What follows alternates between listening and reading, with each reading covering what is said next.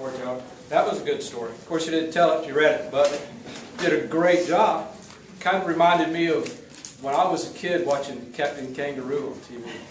Oh, so I was missing the mustache, is what you're saying, yeah. And the red coat. Yeah, you have to get the bowl cut, haircut too. Got it. But he was a great storyteller.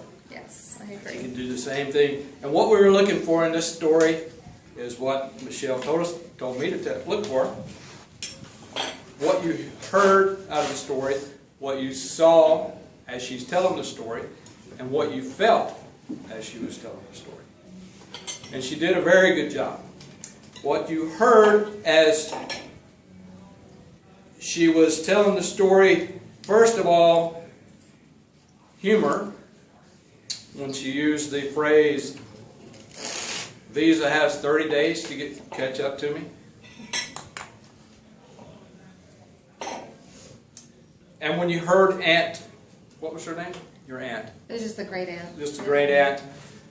Coming to the door, you heard the clanking of the china, the shuffling of her feet, and the crutch on the floor. As she was telling the story, you could actually almost hear this. Also heard the story that is probably familiar to all of us, of a great aunt or your grandmother or something like that you were, had fond memories of, but they're getting older, and then maybe you were kind of nervous about how they were going to be, and you go back and visit with them, and once you get there, it's kind of like old times again. You still feel that love. You saw, as she was telling the story, the log in the fireplace. You could actually vision in your head. Acid rain of guilt.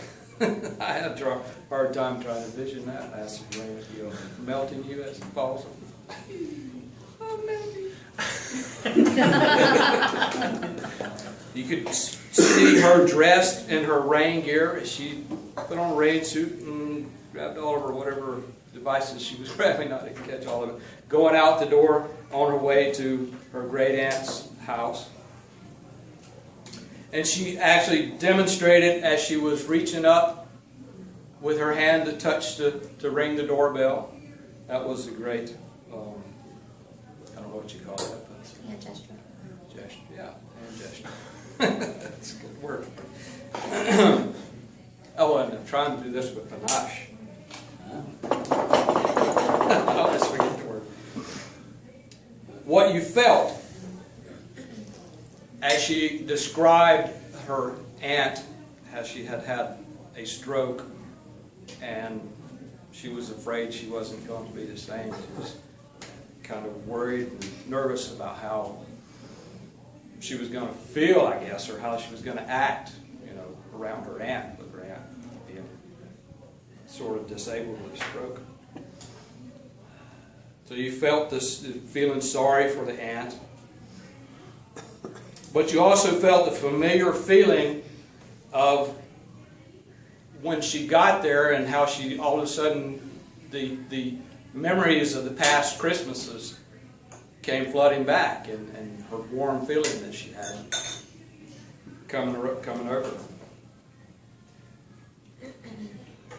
And her going from nervousness to calm and peace with her aunt that she knew. So, great job. Good story.